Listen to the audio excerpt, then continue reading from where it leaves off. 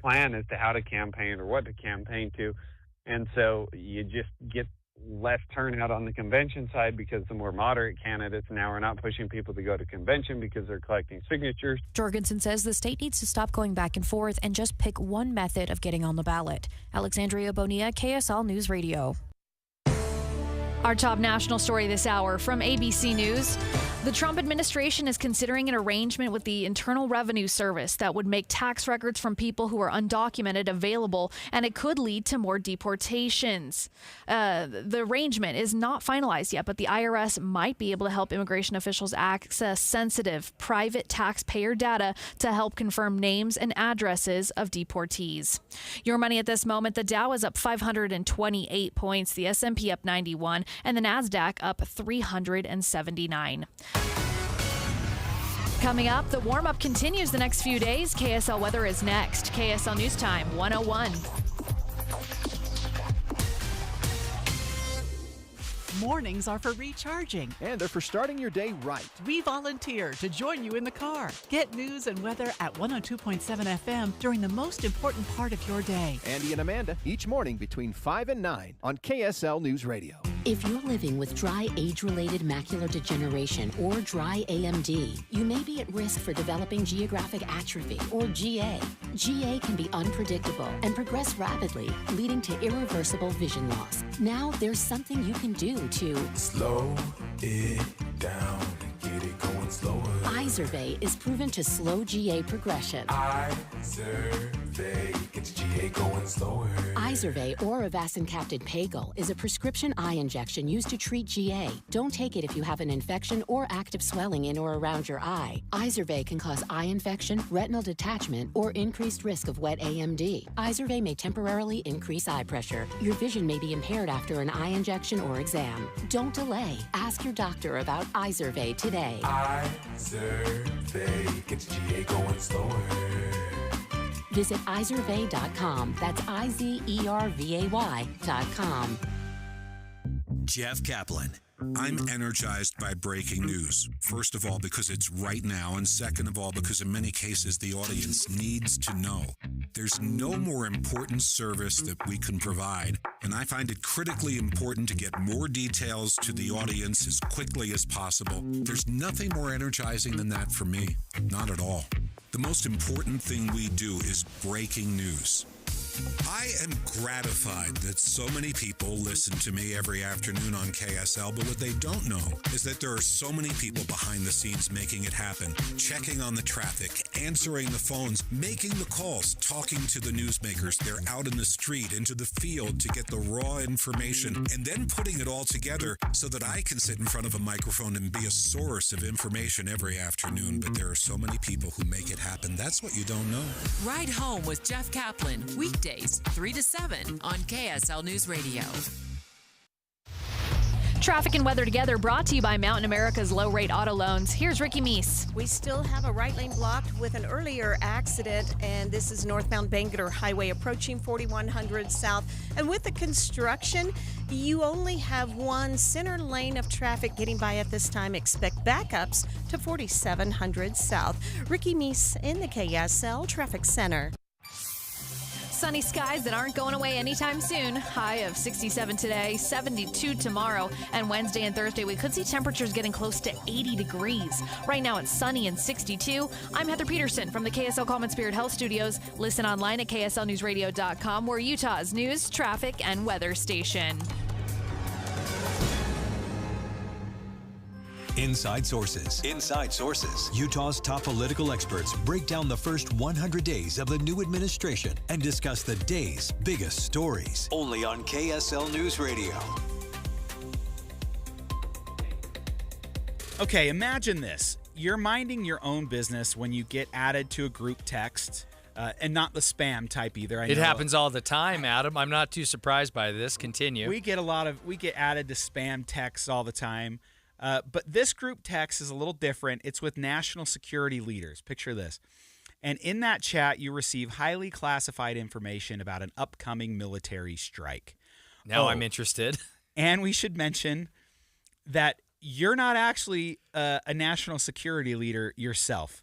That's exactly what happened to the editor of The Atlantic, Jeffrey Goldberg. Welcome, everybody, to Inside Sources. I'm your host, Adam Gardner, here with Taylor Morgan. We're both lobbyists in town. And this whole event is explained by a new article, just came out today, by Jeffrey Goldberg in The Atlantic. It got us thinking a lot about national security. And I want to start off this whole thing with some of the nuts and bolts from ABC News' Karen Travers.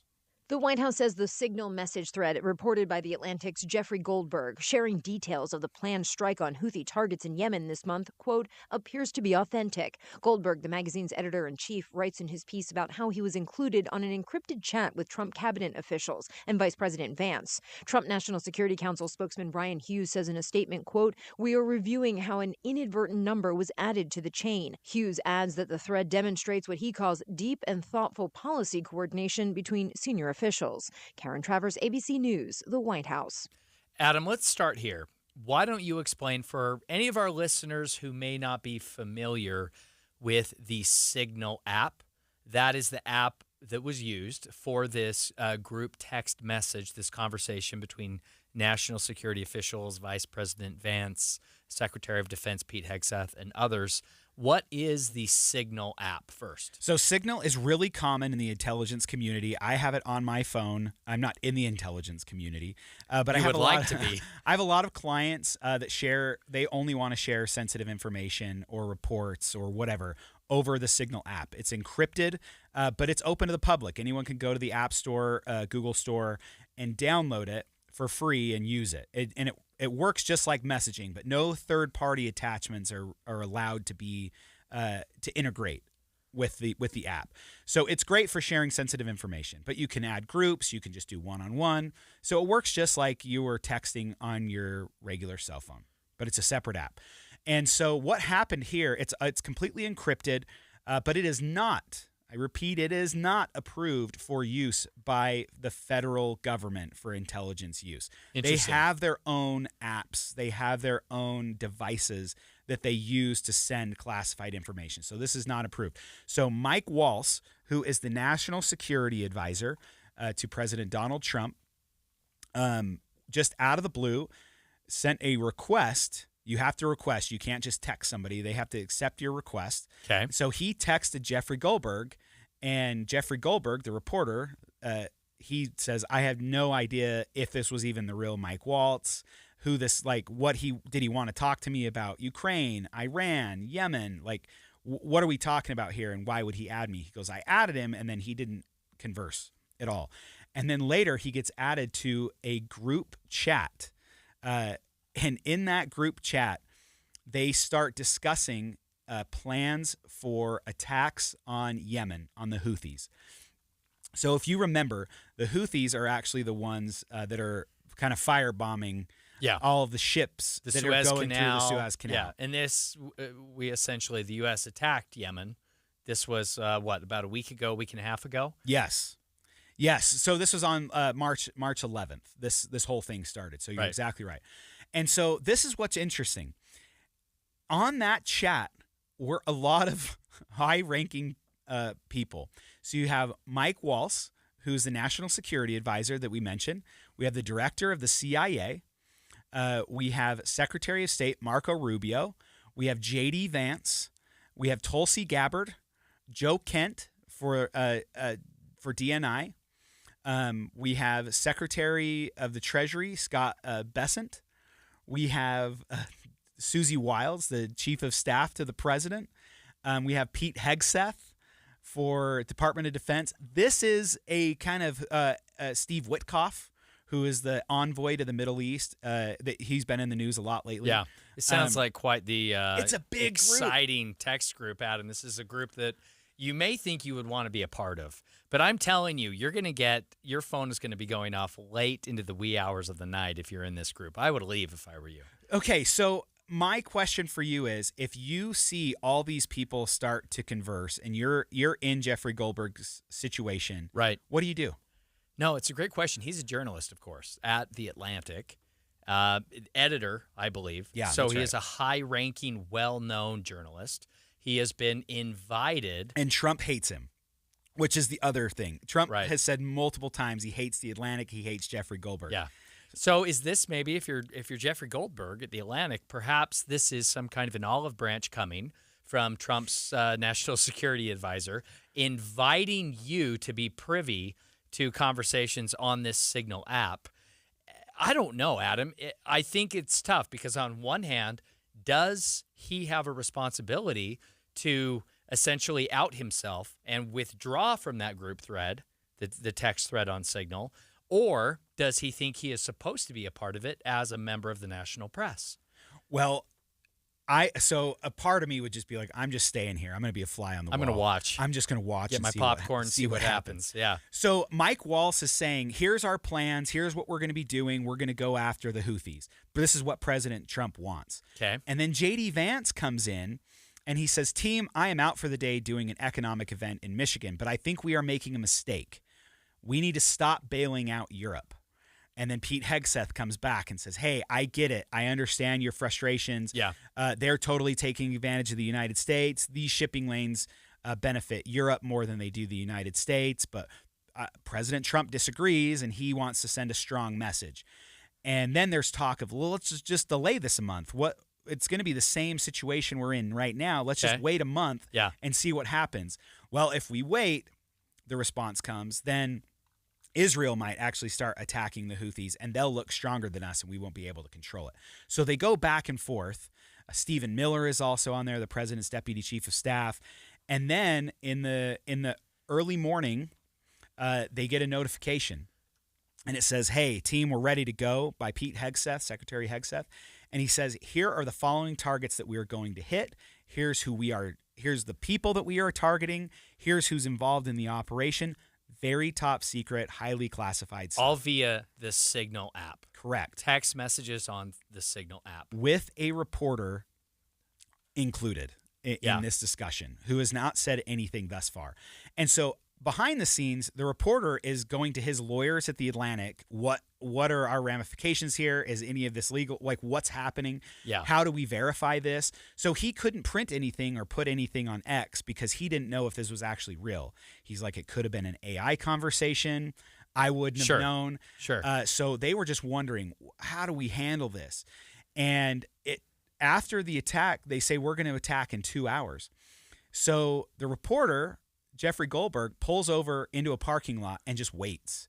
And he says, well, we'll know that this thing is real if I see video coming out of Yemen of it getting bombed. And so he waits for 2 hours.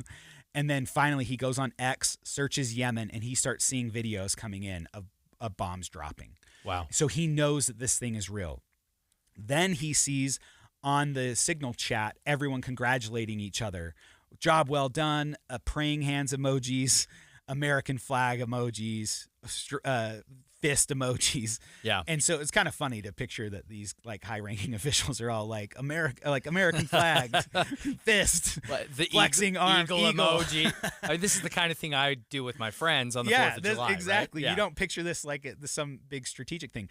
Anyway, so he immediately gets out of the group and then sends them all a message individually and says, hey, why was I added? Did you know that I was there? What's your protocol for this? Do you guys continually keep talking about top secret stuff over Signal? And then it took about 2 hours for one person to respond and said, hey, yes, this is correct. This was a real chain. We're doing an investigation to find out how this happened. Yeah. But no more has really been said on the issue, except for Donald Trump was just asked a question a few minutes ago where he said that he didn't know anything about this, but he really hates Jeffrey Goldberg in the Atlantic. So that will catch you up. Jeffrey, play it cool, man. Like, why not be a part of the group thread? Why not thank Mr. Waltz for including you? Or come up with some bombing sites of your own. I'm just saying. When are you going to get this opportunity? Maybe if you sent over an American flag emoji, maybe one of those explosion emojis, people might continue to send you people will like classified information about national security. I think that could be good for the Atlantic. I love it. I'm just saying. Now this catches you up, listeners. Next on Inside Sources, we'll discuss the latest on the Trump administration's fight to maintain control over deportations. An appeals court is hearing arguments now. More after this. Hi, this is Doug Ryder. When I go shopping, I'll tell you, these prices are going crazy. And not only the prices, but the portions, the packages are smaller. One thing you can absolutely count on at Ruth's Chris Steakhouse is you always get more. You get more great service. That steak you've always counted on, it's still there, the same size on that sizzling 500-degree plate. When you order, of course, the seafood and the poultry dishes, what you've expected in the past, you get now. You can always count on that at Ruth's Chris Steakhouse, where everything is prepared perfectly to your taste. You're going to love your experience at Ruth's Chris Steakhouse. You just can't go wrong. Hotel Park City or downtown Salt Lake City. And with some of the special events now that are just around the corner, make sure you have your reservations all set and ready to go. You can count on Ruth's Chris, Hotel Park City, downtown Salt Lake City. Are you in search of a fulfilling career where you can work on a team that provides you room to grow, learn, and thrive every day? Focus Engineering and Surveying is looking for individuals to join their team who take pride in the customer service they provide and have a passion for their clients to be successful. No experience in engineering, CAD design, or surveying? No problem. Focus will train those who fit their team culture for rewarding careers in surveying and CAD design. If you can align with the core ideology and the Focus team culture, if you're internally driven, team-oriented, client-focused, and love personal development and growth, Focus Engineering and Surveying is the place for you. Enjoy a positive work environment and paid internship opportunities, plus fantastic benefits like great health care with 80% employer-paid premium and HSA matched up to $200 per month, 401k, vacation, even annual performance bonuses. Start your journey towards your new and fulfilling career. Apply now at FocusUtah.com. That's FocusUtah.com. Welcome to Staples. I hear Staples prints it all for any business? You bet, and we'll beat any print quote. So if I had a pizza place... Staples can print signs, menus, pizza boxes. A landscaping business? Oh, we can print yard signs, t-shirts, brochures. How about a pizza/landscaping business? I'll call it Dough and Mo.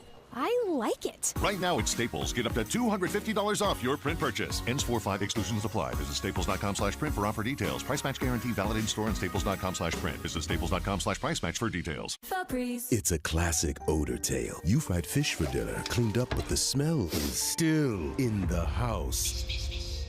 And the neighbors are coming over for game night. They're on their way. And then... you spray Febreze Air Mist. Febreze Air starts working instantly to fight even your toughest odors, so you go from fish to fresh like that. Now, all you have to worry about is Pam cheating at charades. Breathe happy, Febreze, la la la la la. My name is Mac Davis, and I have been on the SOTA weight loss program for 14 weeks now. I have dropped 38 pounds. Wow. That's amazing. It's been remarkably easy to follow the program. It's been amazing. SOTA weight loss works. Who would have thought that I would be able to lose over 100 pounds? I thought that there was no way that I could do that without having some kind of invasive surgery or a diet pill or some other means. Let SOTA Weight Loss teach you the healthy, natural way to let go of the weight for good. The best decision I've made in a long time was just to call SOTA Weight Loss. Join SOTA Weight Loss with your partner and only pay for one person. Lose weight together. Double the motivation, double the results, half the cost. Take advantage of SOTA Weight Loss 2-for-1 partner program. Visit SOTAweightloss.com. That's SOTA weightloss.com. SOTA is, say it with me, state of the art. My savings are gone. Okay, where were they last? Here, right before I spent them on that vacation to Aruba. Weird. Not weird. Not saving now means no money later. For free ways to save, go to feedthepig.org. This message brought to you by the American Institute of CPAs and the Ad Council. Any Hour Services free furnace sale is going on right now. If you haven't scheduled your free estimate yet, do it now. Call Any Hour Services today or schedule online at anyhourservices.com. Inside Sources. Inside Sources on KSL News Radio. The Trump administration continues its fight to have more control over deportations today. A federal judge denied the administration's request to lift a temporary restraining order on deporting alleged gang members under the Alien Enemies Act of 1798. That happened just this morning. Now, the administration is in court making their case to a 3-person appeals panel.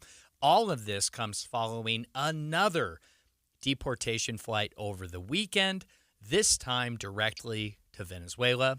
Many of the family members of those who were deported say their loved ones are innocent and are not associated with any gangs. Welcome back to KSL Inside Sources. I'm Taylor Morgan here with Adam Gardner. Adam, what is your reaction to the court battles over deportation? It's you and I haven't hosted together since this controversy really erupted over the weekend, last weekend, when the initial flight to El Salvador was ordered to be turned around mid-flight. The Trump administration ignored the verbal order. The plane landed. The gang members, the suspected Venezuelan gang members, were offloaded in El Salvador.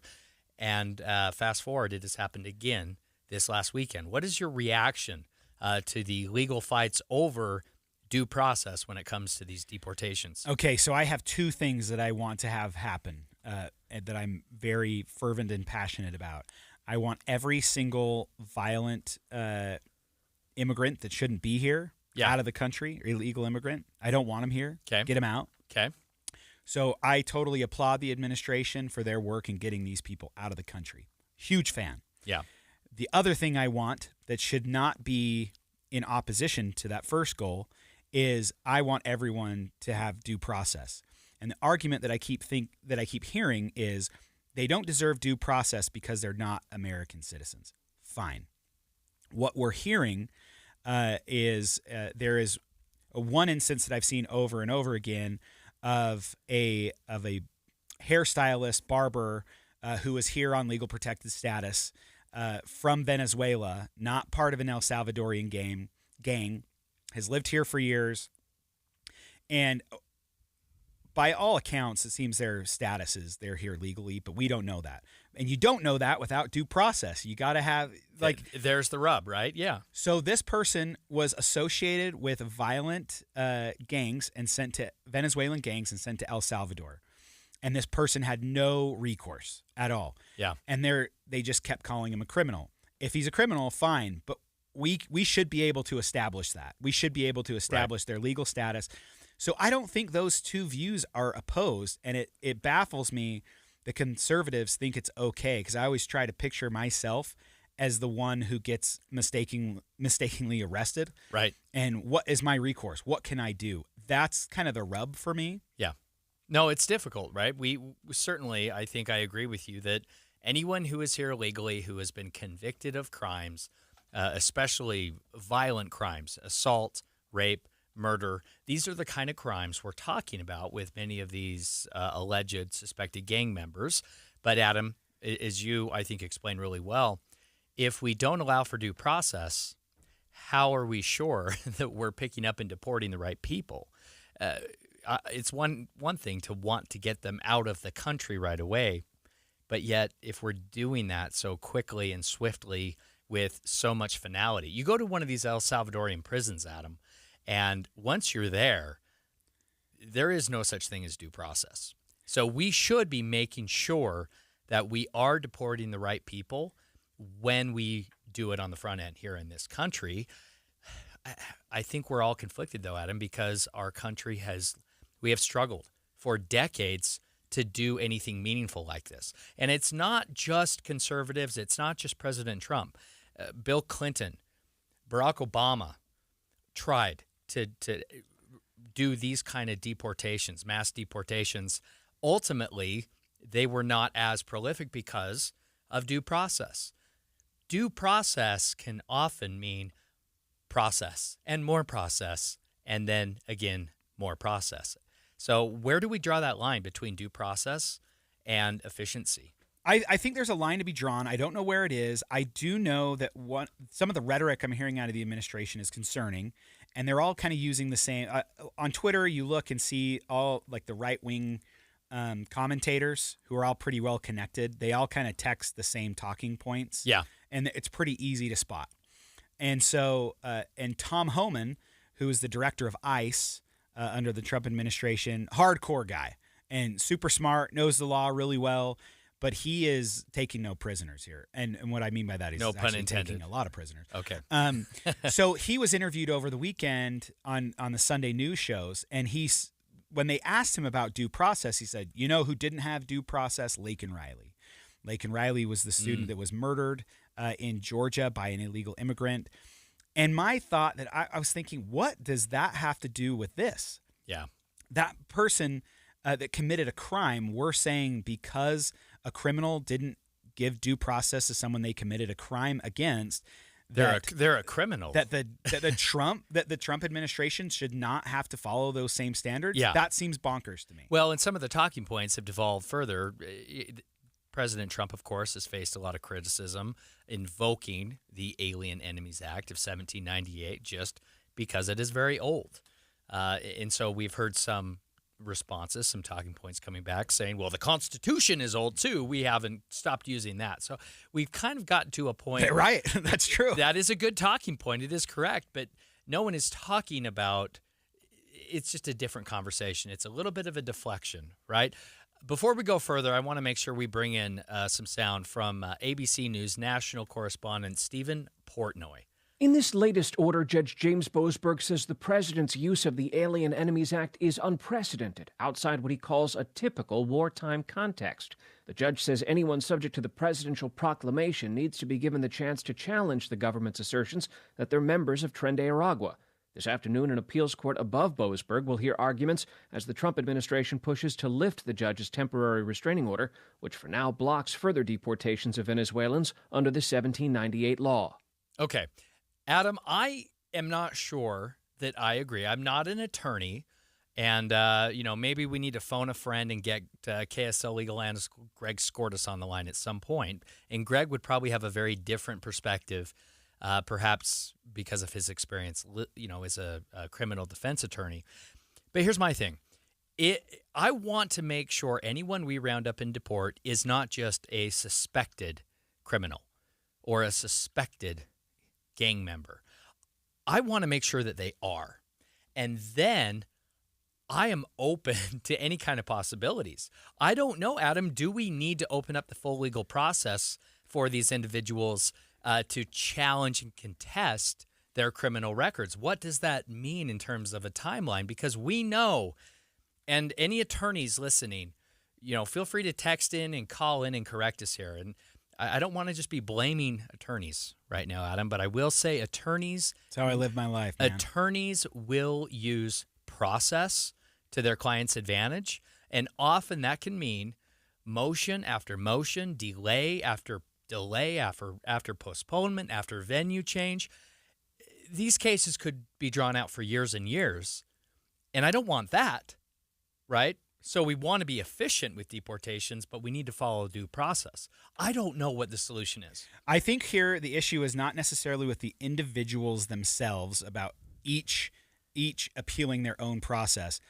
My concern here is with the actual act itself, the Alien Enemies Act. It has been used 3 times: the War of 1812, World War I, World War II. So to just have no declared war, which is what the act calls for, and using it, I think that the judicial branch should be able to say, hey, administration, you are or are not allowed to use the Alien Enemies Act. Yes, but we're opening a huge can of worms here, because when you talk about war powers and whether or not we're at war, that is going down a separate rabbit hole from which there is no return. Are we at war with these, individuals that Has Congress declared war? No, they have not, but we know the president has essentially conducted wars via the White House without Congress. That's been happening for decades. That's not new. Well, now I want to debate you on this, and we don't have any time left, so I blame you for this. Taylor. Well, again, due process, Adam. I timed it pretty well there. The conversation will continue. I can see positives, pros and cons on both sides, both arguments here. Really, we'll continue to watch this as things develop. We may have some updates coming from this appeals panel in Washington, D.C. at some point today. If so, listeners, we will fill you in on that. Coming up next here on Inside Sources, the relationship between the United States and its allies is constantly evolving under the Trump presidency. Let's talk about the weapons we give our allies and why they might not be as good as they've been in the past. Stay with us. Good afternoon. It's 1:30 at KSL News Radio. I'm Maria Chaleos. KSL's top local story. 3 federal buildings in Utah that the government was planning on selling off as part of federal cuts might not be on the chopping block anymore. The 3 buildings are in Ogden, Salt Lake City, and St. George, but now those buildings are no longer on the government's list. But still, that could change, and it adds more question marks to an already difficult situation happening with IRS workers in Ogden after they were ordered to return to the office recently. We have people teleworking in hallways at the IRS, in conference rooms. That's National Treasury Employees Union Local Chapter President Robert Lawrence, who represents the IRS workers. The federal government declined my interview request, but told me in a statement they are focused on reducing the burden on taxpayers while also enabling agencies to keep doing their jobs. Adam Small, KSL News Radio. Our top national story this hour from ABC News. President Trump said today he would be placing a 25% tariff on all imports from any country that buys oil or gas from Venezuela. President Trump writes on social media that Venezuela has been, quote, very hostile to the U.S. and accused that country of purposefully sending tens of thousands of criminals here. Because of that, the president says he'll put a 25% tariff on all imports from any country that buys oil or gas from Venezuela. This will go into effect starting April 2nd, part of a big round of tariffs expected on that day. China could be impacted by this move as a major buyer of crude from Venezuela. Venezuela also supplies to the U.S. About 3% of all oil and gas brought into this country comes from Venezuela. Karen Travers, ABC News, the White House. Your money at this moment, the Dow up by 584 points. That's more than 1.25%, sitting at 42,570. S&P up by 96. The NASDAQ gets up nearly 2.25%, up 390 points. Coming up, feeling like spring is on the way. We'll check your forecast coming up next. KSL News Time, 1:32. A reminder about the simplest way to get updated for your day. Hit your KSL preset when you jump in the car, and we'll take care of the rest. Hear key news updates and traffic reports. Andy and Amanda from 5 to 9 in your car. KSL News Radio at 102.7 FM. Do you want to make your house more comfortable, more energy efficient, more valuable? Well, maybe it's time you took a look at your doors and windows, and there's nobody around who does doors and windows better than Peach Doors and Windows. Improve the functionality of your home with custom replacement windows, entry doors, patio doors. Maybe you have a sunroom or you want a new custom front door and windows to maximize the beauty of your home. Peach offers flexible financing available to fit any budget. They've got expert installation, including fiberglass doors, which are their specialty, and they'll replace your windows with the highest energy efficiency rating. And customer service is a top priority. It's the reason why they have so many 5-star reviews on Google. You can check it out for yourself. You can also check them out online at peachbuildingproducts.com. You can call for a free in-home estimate, 801-566-1255. Or see them in person, 2940 South, 300 West in Salt Lake City. They're open 6 days a week, Monday through Saturday. Go check out their beautiful showroom. It's Peach Doors and Windows. What if your business could see beyond what is and into what can be? What if you could create more impact in every decision? What if you had a partner as visionary as you are? With Bank of America, you get access to our trusted experts, real-time insights, and digital tools. So whether you run a local shop or a global enterprise, you're backed by business solutions to make every move matter. What would you like the power to do? Find out how at bankofamerica.com/banking for business. Bank of America is proud to be the official bank sponsor of FIFA World Cup 2026. For 70 years, we've been known as the Humane Society of the United States. But as the challenges animals face have grown, so have we. We are now called Humane World for Animals. And with you on our side, we are going to end animal cruelty around the globe. Humane World for Animals. The end of animal cruelty.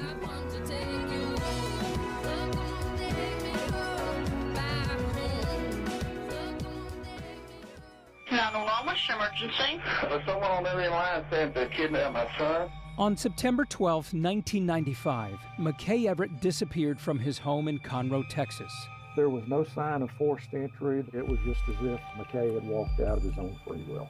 And to this day, McKay's mother, Paulette, feels that justice was never truly served. Ransom is available now.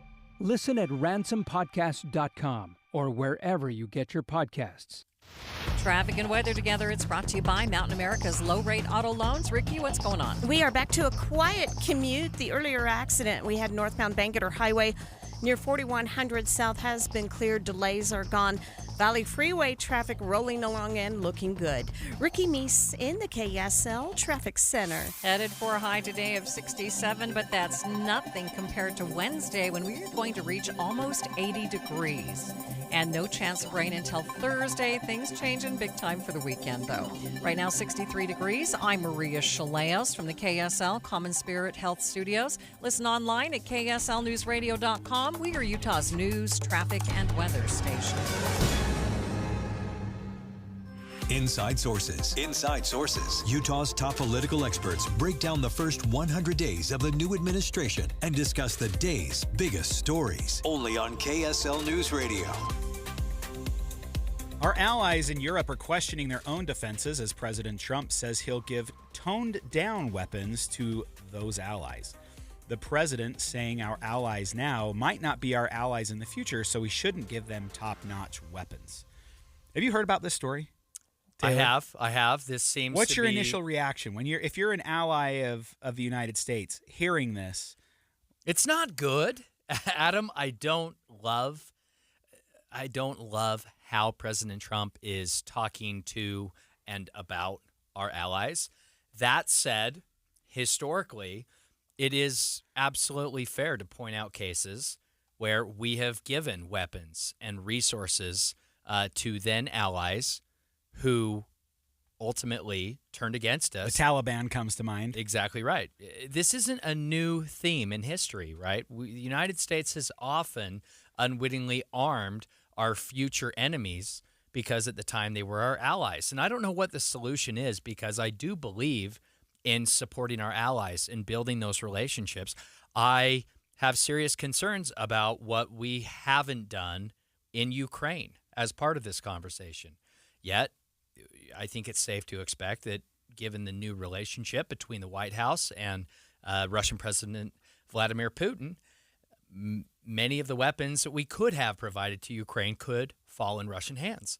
I think it is a fraught and very delicate and certainly an evolving situation internationally.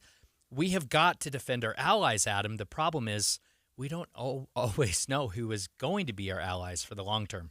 Here's President Trump talking about selling toned-down versions of weapons and fighter jets to allies. Buy them also, and certain allies will be selling them, perhaps toned-down versions. We like to tone them down about 10%, which probably makes sense because someday maybe they're not our allies, right? I also don't know what 10% toned down means. What does this even mean? We're going to tone him down by 10%? Does that mean the jets will be 10% slower? Well, so one thing we did with let's take Pakistan during when Russia had invaded Afghanistan, and we were selling to Pakistan. We sold them planes, but we didn't give them the radar systems. Right. So they couldn't actually shoot anything. What's down the point then? So there's things like that. And they said that same thing. Well, these do us no good because we don't know how to actually use them. Yeah. Here's where it gets interesting, though. We have a 5th generation fighter jet. Okay. So the F-35, F-35A Lightning II, one of the coolest planes ever built. My favorite plane is the F-22, but F-35 is incredible. It has more technology. I mean, the helmet alone is hundreds of thousands of dollars. Yeah. It's all software. You can actually look through the bottom of your plane because it's just cameras and mirrors. And it's That's the amazing. most incredible thing. You can take over other planes, targeting systems, and you can actually fire from other planes, or they can actually target off of you because your radar goes, your targeting system is so long. Where it gets interesting is this was hundreds of billions of dollars to create this program. Not hundreds of billions. That's too much money. But it was billions and billions. I'm not even going to check you on that because it's so expensive. It's so much money. Yeah. But the F-35 program involves 20 countries that were in on it from the beginning, from planning phases to actually where are we going to build the radar? We're going to build it in the Netherlands. We're going to build this in Australia. We're going to build the guns in Italy. We're going to build this in the United Kingdom. Everyone had a stake in this. We put up most of the money. They would participate in the program, have the best of the best engineers and designers, and then that would be sold by the United States to allied countries.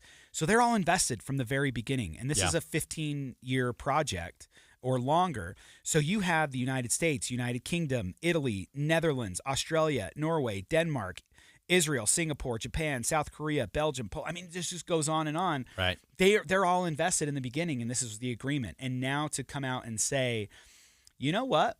You could be our enemy in the future, and that has been the case. Well, and we I have don't switched sides. It's one thing to have those concerns with Afghanistan, with Pakistan. It is something very different, Adam, to be conveying that kind of doubt about partners and allies like NATO. Yes. Australia, the Netherlands, Belgium. That's where I really get concerned, is the way that Donald Trump is talking to and about our traditional, historical, long-term allies. Pausing intelligence sharing and cooperation with Ukraine and other traditional partners, some of our very best and strongest allies over a century. That is what really concerns me. What does the future of those relationships look like if we're cutting off our intelligence, cutting off these kind of joint projects? I think that's the right question to be asking. I'm picturing South Korea. We have defended South Korea with the South Koreans by invasion that's been imminent for years. It's happened before by the North Koreans. Right. And Trump has complained about that. In his first term, he almost tweeted out, "We need to get every soldier out of Korea. We shouldn't be there. This is not our fight. They can defend it themselves." It was our fight. Yes. It was our fight 75 years ago. And the reason they don't invade is because of us, right? Yes. Is because we're standing in the middle with that and a million landmines. But if that's truly your goal, and you want to have the Asian Peninsula defend itself, if you want to have Japan and South Korea and the Philippines, well, probably not the Philippines, but these other countries, Taiwan, if they need to be able to defend themselves, and you're saying, I want to get our resources and our men and women out of that country, why wouldn't you give them the tools to succeed on their own? If you're saying, I don't want to protect you, but I also don't want you to have the means to protect yourself, that doesn't make a lot of sense either, Taylor. Why is Donald Trump picking a fight with the European Union over this, especially? Why are we taking such an aggressive, critical posture toward countries like Canada and Portugal, both of whom now are saying that they are reconsidering future orders of the F-35? They were in on the deal that you explained with the F-35 from Lockheed Martin. Now, the EU is freezing the United States out of new loan financing as the EU alone is trying to finance, billions of euros for military buildup over the next 5 years. Canada, our most polite, friendliest ally just to the north, is in talks with the EU for their military buildup rather than the United States. I just don't. Can you blame them? No, I don't blame them at all. We have forced this issue, and Adam, I'm having a really hard time understanding what the benefit is. I can't figure out if Donald Trump wants to be an imperialist or an isolationist. Adam, I have no idea what he wants to accomplish with these international relationships, or undermining them. Well, I was thinking that to your question. I've been having the same thoughts. It used to be years ago when we were talking about Greenland in the first place during the first Trump administration, that we needed Greenland for national security because Russia controlled those Arctic waters and had all the icebreakers. It was Russia we were concerned about. Yes. Now we're BFFs with Russia, and we're still saying that we want Greenland, but we can't say why. That's concerning. Yeah. There's a lot of concerns to sell our allies toned down weapons, I think is maybe a bridge too far, but we're going to follow this story. When Inside Sources returns, we're going to shift gears a bit and talk about Democrats. New data shows that for the most part, the party still supports another Kamala Harris run in 2028. More on that next. Do you need new windows? Look, all glass pretty much looks the same to the naked eye, but if your windows aren't triple-coated, argon-filled and sealed double-pane glass, the cold is seeping in. You need to call Advanced Window Products. They use the highest quality glass and premium vinyl to create state-of-the-art windows and frames, and for 38 years, they build those frames right here in Utah. Custom crafted for Utah's climate. The best windows you can buy at prices 30 and 40% less than what the big companies charge because they cut out the middleman. They're the factory. They even give you a lifetime warranty, and right now as we head into spring, save an extra $2,500 off 10 windows or more. Custom windows that'll give your house a fresh new look and save you money on your heating and air conditioning. Advanced Windows offers 60-month 0% financing, even buy now, pay later, and an extra $2,500 off. Call for a quote, 801-850-9100. That's 801-850-9100, or go to advancedwindows.com. KSL Broadcast Group contests are open to participants 18 years of age and older that are residents of Utah, unless otherwise specified. Employees or agents of the station, Bonneville International Corporation, other area radio stations, or any entity associated with the contest may not enter. Persons who have won in the last 30, 60, or 90 days from a station contest or event may not be eligible. Full general contest rules are available at kslnewsradio.com/contests. Hey, it's Brian with Olson's Greenhouse. In today's busy world, your home should be your sanctuary, a peaceful retreat where you can unwind, breathe deeply, and recharge. And what better way to create that haven than with flowers? A pop of color in your flower beds, a cheerful container garden by the front door, or a lush patio filled with vibrant blooms can transform any space into a personal oasis. Flowers don't just brighten up your home, they lift your spirits too. Research even shows that surrounding yourself with plants can reduce stress and boost happiness. At Olson's Greenhouse, we grow premium quality plants that make it easy to bring beauty and joy into your life. Whether you prefer bold, eye-catching colors or soft, soothing pastels, we have the perfect flowers to complement your space. And with locally grown plants, you know they're ready to thrive. This spring, create a sanctuary of color and comfort with flowers from Olson's Greenhouse. Find us on Instagram at Olson's Greenhouse Gardens or go to OGG.com to find a retailer near you. That's OGG.com for Olson's Greenhouse Gardens. Pro Savings Days are back at Lowe's with limited time savings on the supplies pros need. Get up to 40% off select major appliances. Plus, save an additional $100 on every $1,000 you spend on select major appliances. And don't miss your chance to activate and earn 3 times the points on select DeWalt and Klein tools. Lowe's, we help, you save. Valid through 3/28. Selection varies by location. While supplies last. See associate or Lowe's.com for more details on qualifying items.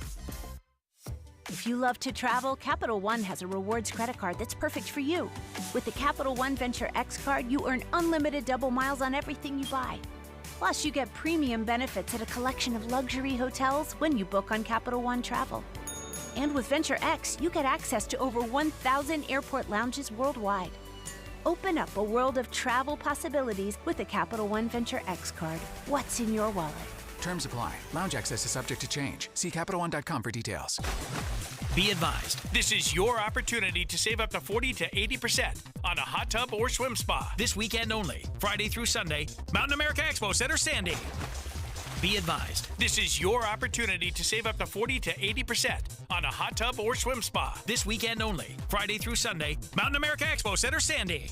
18-month interest-free financing. Our factories have demanded we sell 1,000 hot tubs and swim spas this weekend. Mountain America Expo Center, Sandy. Huge factory incentives, factory rebates, this weekend only. Mountain America Expo Center, Sandy. We can remove your old hot tub. Free delivery of your new hot tub. Hot tub starting at $2,999. Mountain America Expo Center, Sandy. Free delivery of your new hot tub. Just relax and enjoy. Mountain America Expo Center, Sandy.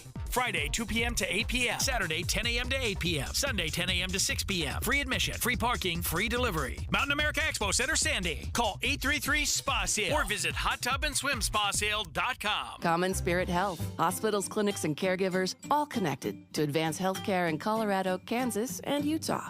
Healthcare with Human Kindness is here. Hello, Human Kindness. Jeff Kaplan. When you're online, that's sometimes a source of fourth-hand information. Somebody does the reporting. Another website Googles, they find it, they rewrite it, and by the time you read it, you know the old game telephone. But KSL is a source of primary information. We have reporters on the street. They're out in the field finding out the details. And the difference between online and KSL News Radio, night and day. Jeff Kaplan's Afternoon News, 3 to 7 on KSL News Radio. Inside Sources on KSL News Radio. Let's talk a little bit about Democrats now. Welcome back to KSL Inside Sources. This is Taylor Morgan here with Adam Gardner. Now, a big disclaimer, perhaps, as we lead off this segment, Adam. I want to be clear that you and I are both Republican political consultants, strategists, lobbyists here in the state of Utah. You and I have both run a number of campaigns, Republican campaigns here in Utah. I may or may have not run a couple Democratic congressional campaigns as well. I have some bipartisan experience in that regard, so perhaps I can feel a little more justified talking about Democratic strategy, if that's fair. Sure. And I'll say the same thing, especially working with the legislature. There's a ton of Democrats up on Utah's Capitol Hill that I absolutely love, donate to, and totally support. That having said that, I don't actually I don't know how many of them are going to listen to me for advice. They know their districts better than me, but I can see what has worked for Republicans in the past, and I think we can have a pretty good idea of what's going to work for Democrats. Well, and not to sound condescending, Adam, but I think they need to listen to someone, because when it comes to the Democratic Party, and this isn't just a national thing, it's also here in Utah, Adam, the Utah Democratic Party is essentially non-existent. They are struggling. They're struggling to put forward candidates that voters can be excited about and support. They're struggling to be relevant when it comes to opposing the state legislature, right? What we saw happen last week in town hall meetings with, Congresswoman Celeste Malloy, Congressman Mike Kennedy, that was a show up and yell strategy. I don't think that was particularly effective. So I think Democrats nationally, in particular, that is the focus of this segment, is, in my opinion, the way I see it, Democrats are having an existential crisis. We've been there. We've been there. Republicans have been there many times. And it's no we got party. Donald Trump twice. No party is above the existential crisis, the inter-party fighting in politics. The real messy, difficult politics, that happens inside the parties, right? Not necessarily with voters. The question is, who are National Democrats? Where do they go from here? And most importantly, who is the face and the leader nationally for Democrats? Last week here on Inside Sources, we covered some new polling showing that none of the usual suspects to lead the Democratic Party had over 10% of voter support. And now, Adam, we have new information coming out that although she lost both the Electoral College vote and the popular vote last November, and has never won a primary in the Democratic Party, has never won more than 10% in the primary for the Democratic Party, it appears Kamala Harris might try another run in 2028. What is your reaction to that? So do we know if she's going to try another run or is thinking about it, or is it just that's what the polling, is that what the people are saying? Hey, she's familiar to us. So we think we'll go with her. Following Harris, she got the support of actually 36% of Democratic voters and Democratic-leaning independents eligible to participate in the 2028 primary. Yeah, this I think that's crazy. That's that's super high number. The next closest was former Transportation Secretary Pete Buttigieg. He got 10% support. No other candidate on the list cracked double digits. Yeah, you're referring to this new polling coming from Morning Consults of Democratic voters asking who would you support when it comes to the 2028 Democratic Party nomination. Yeah. I mean, Kamala Harris winning 36%. Tim Walz, Representative Alexandria Ocasio-Cortez, and California Governor Newsom each only had about 5%. Yeah. Tim Walz, that makes sense. I don't know why she picked him. She should have picked Shapiro out of Pennsylvania, but she picked Walz, a safe state. And then he fell flat. I thought he was kind of a bizarre candidate. It's a little bit like McCain choosing Palin.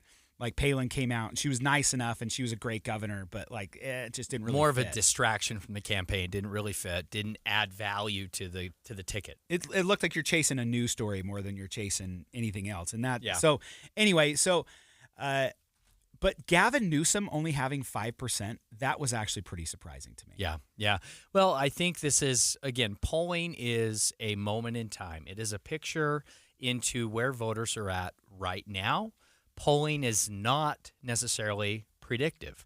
It is a snapshot, a window in time, and any of these numbers can change. But what I think is so interesting to me is given how poorly she performed in the 2024 election cycle, given that she raised and spent more money, Adam, than any candidate in the history of elections, Kamala Harris lost in epic, historical fashion.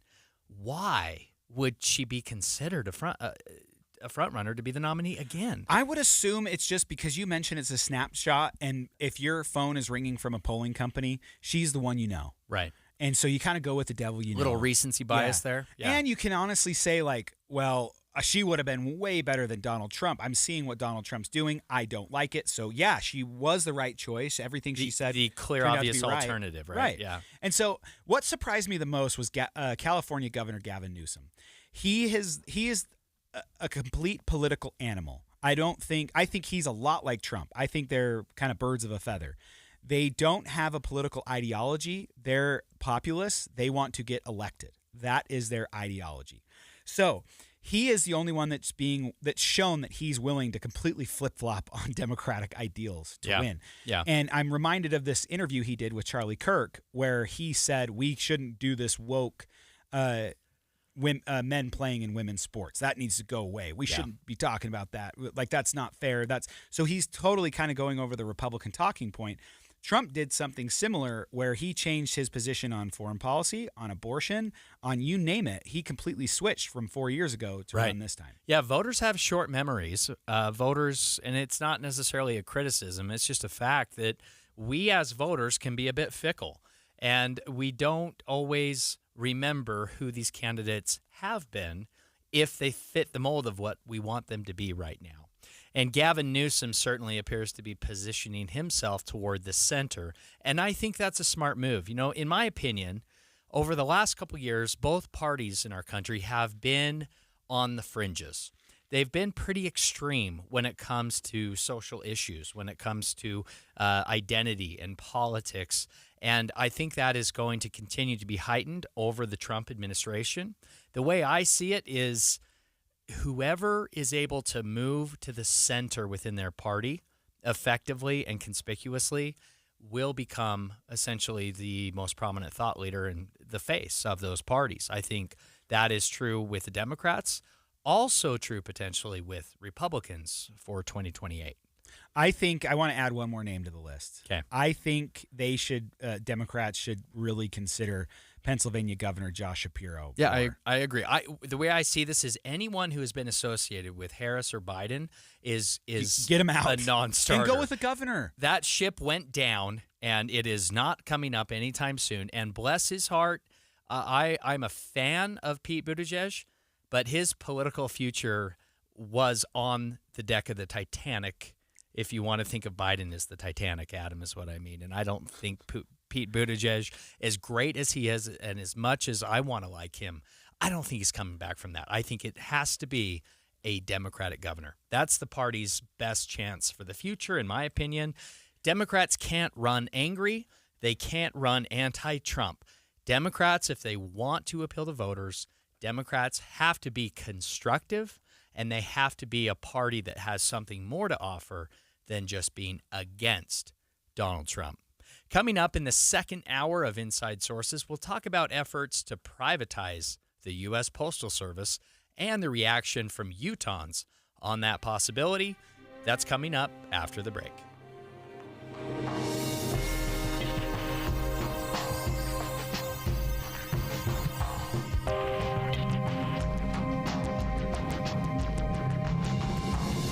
KSL FM Midvale. KSL Salt Lake City. From the KSL Common Spirit Health Studios, this is KSL News Radio. Utah's news, traffic, and weather station. Good afternoon. It's 2 o'clock at KSL News Radio. I'm Maria Chaleos. KSL's top story. A majority of Utah Republicans are okay with the state's alternative path to the primary election. KSL News Radio's Alexandria Bonilla reports. Currently, a candidate can get on the ballot by collecting signatures or winning a majority of votes at the GOP caucus. A new study by Count My Vote shows that Utahns like it this way, but 12% of voters believe whoever wins at convention should be the only candidate for the party.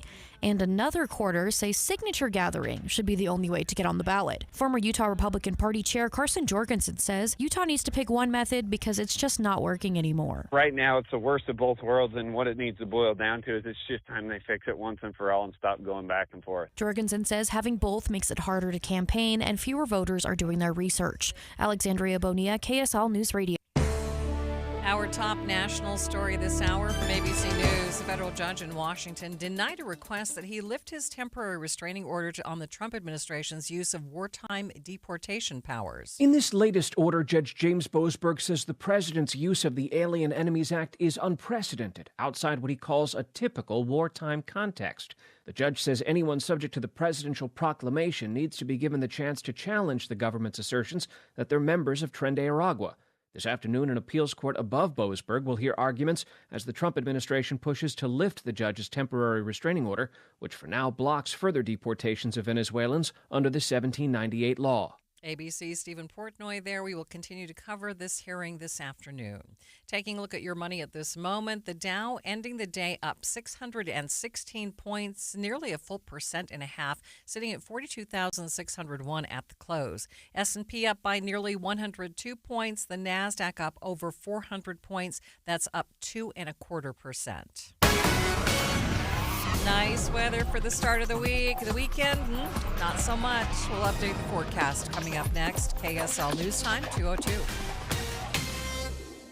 The sources where we get our news matters. When you listen to Utah's Morning News, we want you to feel the stories are important to you and trustworthy. This is Amanda Dixon. And I'm Andy Farnsworth. Join us weekday mornings on KSL News Radio. At JCW's, we think tipping might be getting a little out of hand. Like when you're asked to tip at the register before you've even been served, or when you're at the yogurt shop and find yourself serving yourself. And don't even get us started on frosted tips making a comeback. That's why at JCW's, when you pay for a 3rd-pound ranch bacon cheeseburger, that's what you pay. And no one at the register is going to stare longingly at you while you awkwardly maneuver through the tip screen for food you don't even have yet. Honestly, we're just happy to see you at any of our 5 locations in Provo, South Jordan, Lehigh, Harriman, and American Fork. So come on in and enjoy some quality time and great food with family and friends. And we promise, we won't be pushing you for a tip. Hey, this is Chris with JCW's, and we just want to say thank you, and especially to our loyal customers. We want you to know that at JCW's, your business is all the tip we need. JCW's, quality and a lot of it. This is Christian Staples with Arctic Spas. What is the #1 reason people buy a hot tub and then don't use it? The maintenance. Arctic Spas is relentless in making maintenance easy with our automatic saltwater system. We call it Spa Boy because it's like having someone else take care of your spa for you all the time. It uses salt water, which is the more natural way of treating water, making the water more comfortable. You get no smell, no red eyes, or dry skin, just pure enjoyment. It's automatic because it has a sensor that reads the water and then automatically adjusts the sanitizer and the pH. You don't have to test and adjust the water yourself. You can even monitor everything from your Arctic Spa app on your phone. Now, get all the relaxing advantages of a hot tub without the not-so-relaxing maintenance. So for the most comfortable and convenient spa out there, check out Arctic Spas with stores covering all of Utah in Salt Lake, American Fork, and St. George, or online at arcticspasutah.com. Arctic Spas, the only spa built for Utah's harsh climate. If you're living with dry age-related macular degeneration or dry AMD, you may be at risk for developing geographic atrophy or GA.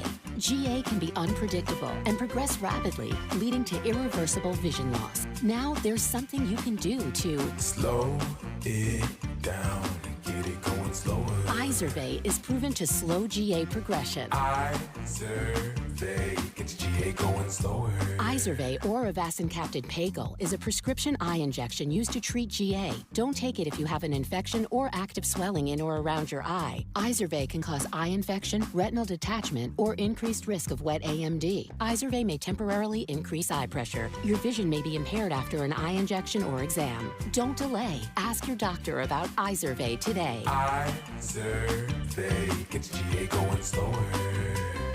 Visit Izervay.com. That's IZERVAY.com. Traffic and weather together is brought to you by Mountain America's low-rate auto loans. Here's Ricky Meese. Nice and quiet out on the roads. If you're traveling the freeways, main secondaries, or side streets, no accidents, no delays. And it's a beautiful day for a drive. Great road conditions are throughout the northern Utah area. Water belongs in pipes, not in your yard or on your floor. Call Utah Utility Pro, your leak detection and repair specialist. Water, sewer, main, and gas lines. Utah Utility Pro, UtahUtilityPro.com. Ricky Meese in the KSL Traffic Center. Nice warmer temperatures for the start of the week. Today, 67 for the high, up to 79 degrees by Wednesday. Then things dropping off by Friday, and we do have a good chance of showers on Friday and Saturday. Right now, 63 degrees, sunny in downtown Salt Lake City. I'm Maria Chaleos from the KSL Common Spirit Health Studios. Listen online at KSLNewsRadio.com. We are Utah's news, traffic, and weather station.